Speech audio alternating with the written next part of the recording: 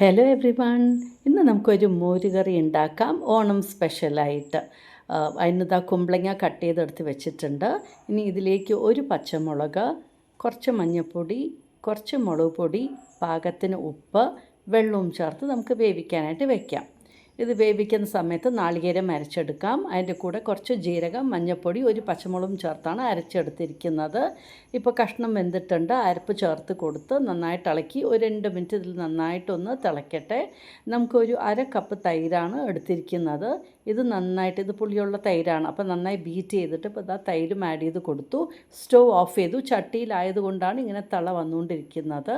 നന്നായിട്ടൊന്ന് ഇളക്കി കൊടുക്കാം.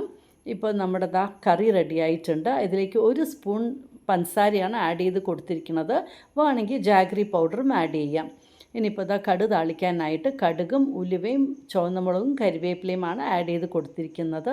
അങ്ങനെ താളിപ്പം ഇട്ട് നമ്മുടെ അടിപൊളി മോരുകറി റെഡി ആയിട്ടുണ്ട്. ഓണം സ്പെഷ്യലാണ്.